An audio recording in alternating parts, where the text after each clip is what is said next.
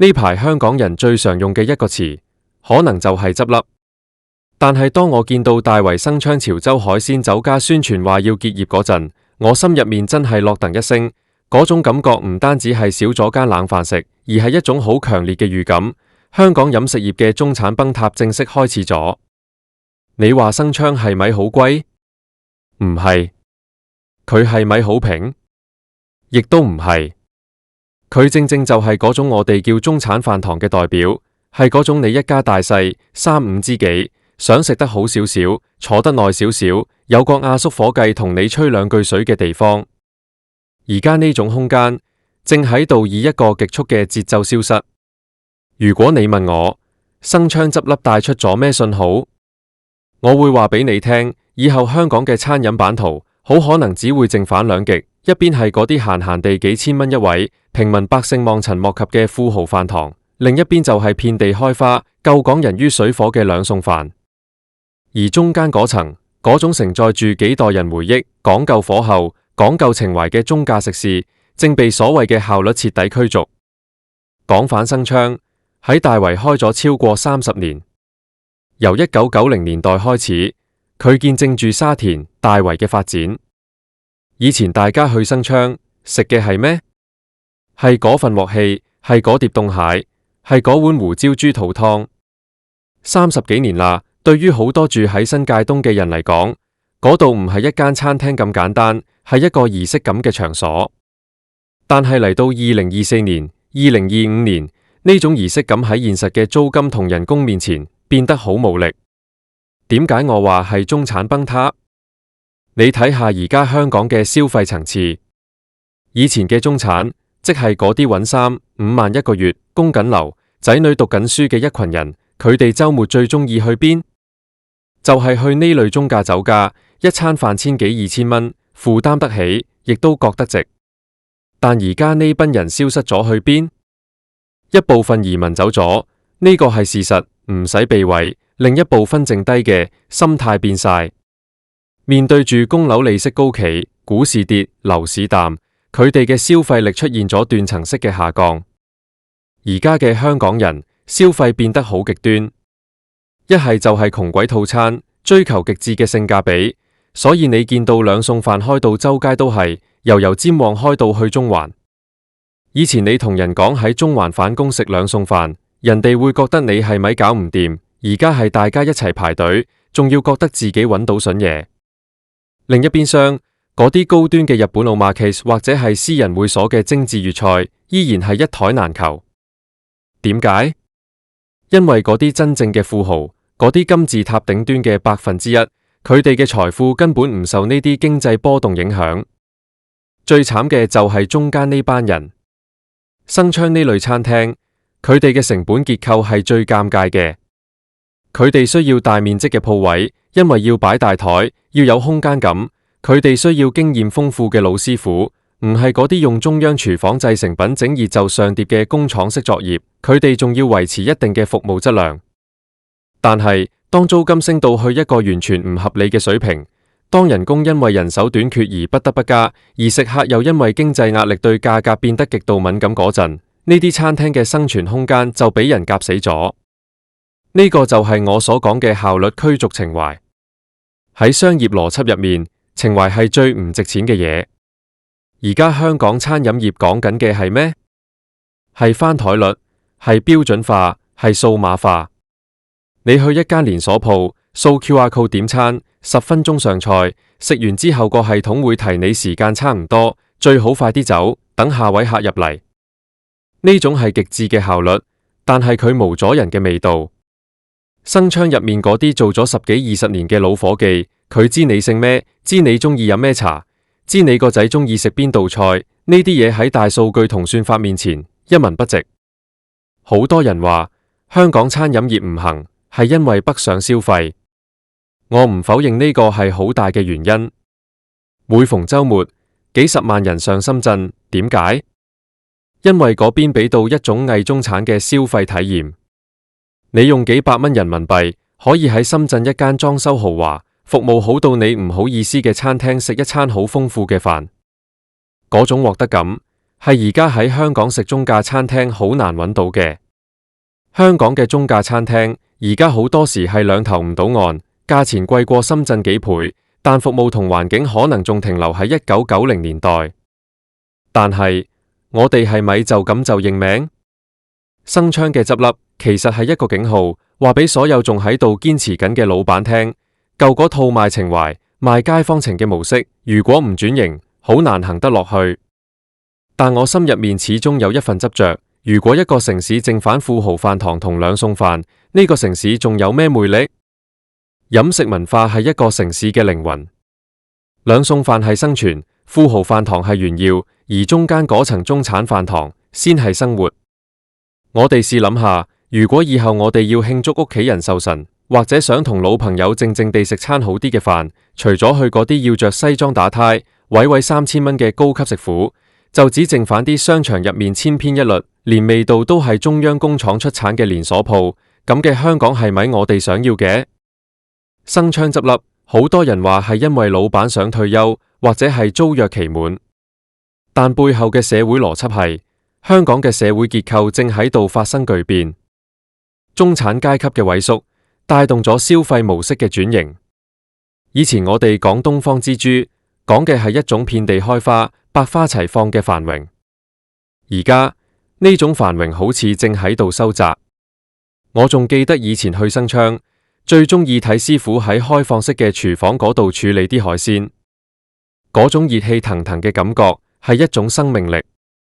而家好多新開嘅餐廳，廚房係全封閉嘅，甚至有啲係根本冇廚房，所有嘢都係預製菜，效率係高咗，衛生好似好咗，但係嗰陣火氣冇咗。呢種火氣正正就係香港人以前嗰種打不死、敢拼搏嘅象徵。你可能會話，生昌執咗啫，大把新餐廳開，係每日都有新餐廳開，但你有冇發現？而家開嘅餐廳生命週期越來越短，好多都係做1年、半年，燒完錢就執，因為大家都係投機，邊樣嘢流行就做邊樣。以前啲人開一間鋪係想做一世，甚至係傳俾下一代。生昌做咗30幾年，其實已經係一個奇蹟，但呢個奇蹟嘅終結，標誌住長程消費嘅時代正式結束。當效率成為唯一嘅考核指標，情懷就變成了奢侈品。我哋追求快、追求準、追求平，結果就係我哋失去咗對食物嘅尊重，失去咗對生活細節嘅品味。兩餸飯冇錯，佢係解決溫飽嘅最好方案，甚至係一種香港人嘅生存智慧。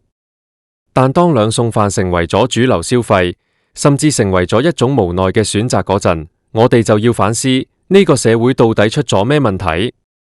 中產崩塌唔單止係講緊錢，係講緊一種價值觀嘅失落。中產階級以前係社會嘅穩定器，佢哋對品質有要求，對生活有追求，佢哋嘅消費撐起咗一大部分具有獨特性、有文化底蘊嘅小店。當呢班人開始慳錢，或者唔再喺香港消費，受傷最深嘅就係生昌呢類有性格嘅老字號。我哋成日話要說好香港故事，但如果連呢啲代表香港市井文化、代表香港人奮鬥史嘅老牌餐廳都保唔住，我哋仲有咩故仔可以講？唔通講我哋嘅兩餸飯全世界最平，翻台率最高？講到呢度，我心入面其實係好沉重。生昌嘅結業係一個時代嘅落幕，亦都係一個殘酷現實嘅開始。以後嘅香港飲食界，競爭會更加白熱化。如果你唔夠高端，唔夠名氣，你就要喺極致效率嘅泥沼入面同人哋鬥平鬥快。我希望生昌嘅老闆同員工喺休息過後可以揾到新嘅方向，亦都希望仲喺度堅持緊嘅老字號可以揾到生存落去嘅方法。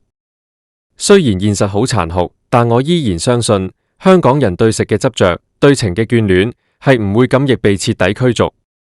但係喺呢一刻，我只能夠講一聲再見，生昌。多謝你喺呢30幾年入面為我哋帶嚟過咁多溫暖同美味，亦都希望所有睇緊呢條片嘅朋友，如果你身邊仲有你中意嘅有情懷嘅中價餐廳，去支持下啦。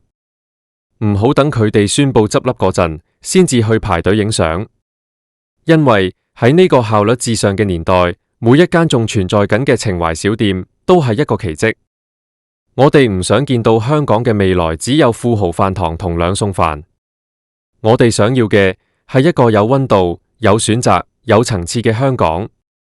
雖然前路艱難，但只要我哋仲識得去珍惜嗰份人情味，或許我哋仲可以喺呢個崩塌嘅時代入面，守住最後一點屬於香港人嘅尊嚴。其實生昌呢類食肆，佢哋嘅存在係一種社會嘅連結。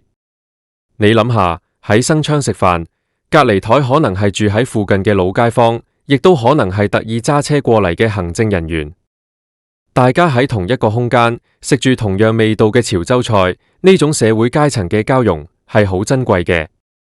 而家嘅消費趨勢係將大家越分越開，有錢嘅去一邊，無錢嘅去另一邊，中間嘅橋樑斷咗。呢種斷裂對城市嘅傷害係無形但深遠嘅。一個健康嘅社會應該係有一個壯大嘅中產階級，同埋一啲可以容納唔同階層、充滿活力嘅中介空間。生昌就係呢種空間。當呢類空間逐一消失，城市嘅靈魂就會變得枯燥同乏味。大家成日話而家去深圳食嘢，服務好，裝修靚，但我始終覺得嗰種好係一種經過計算嘅好，係一種標準化嘅禮貌。而生昌嗰種伙計同你嘅互動，雖然有時會粗聲粗氣，但嗰種係真正嘅人味。佢會記得你上次食過乜，會推薦今日最新鮮嘅魚。呢種基於長久建立嘅信任同情感，係任何培訓出嚟嘅禮貌都替代唔到嘅。可惜喺租金同效率嘅巨輪之下，呢啲人味被視為冗餘。我哋而家要嘅係快，要嘅係自動化。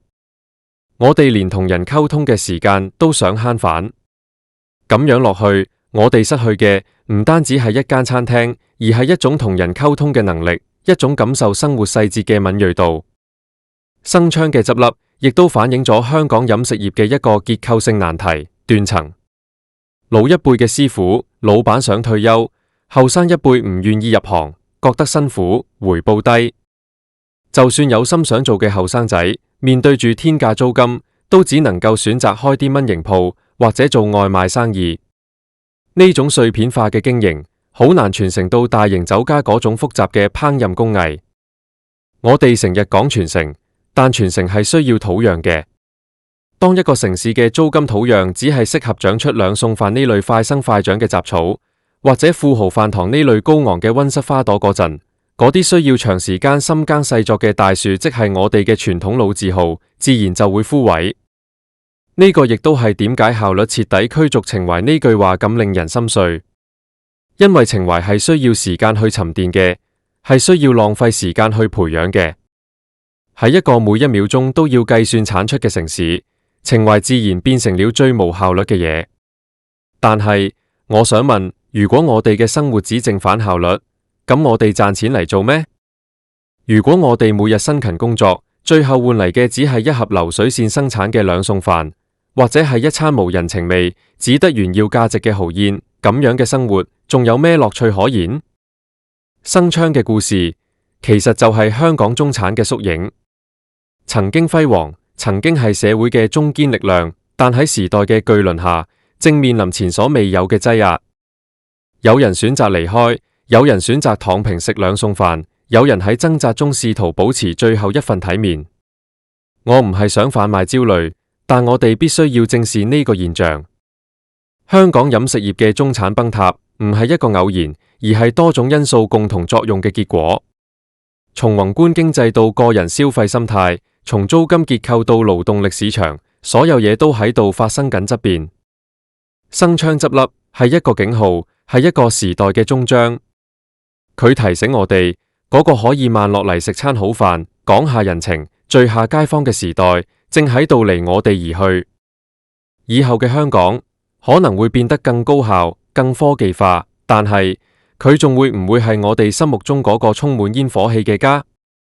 如果你同我一樣，都曾經喺生昌留低過美好嘅回憶，或者你都對香港飲食業嘅未來感到擔憂，請你更加珍惜你身邊每一間仲喺度堅持緊嘅小店，因為佢哋每一間都係喺效率呢個巨人面前守護住最後一點情懷嘅勇士。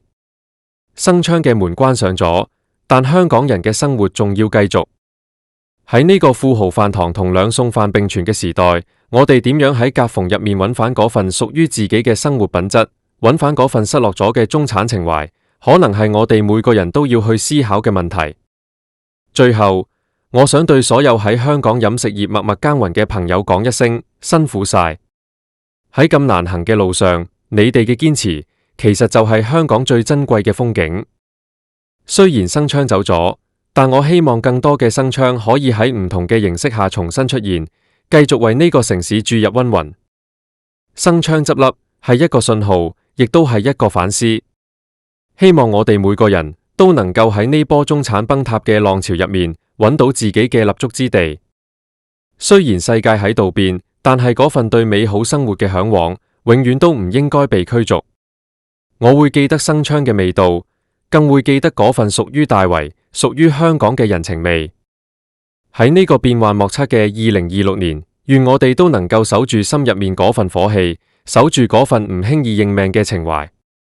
大家如果有咩想法，或者有邊間你最唔捨得佢執笠嘅餐廳，記得喺下面留言同我分享。我哋一齊記住呢啲即將消失或者已經消失嘅美好。多謝大家，我哋下次再見。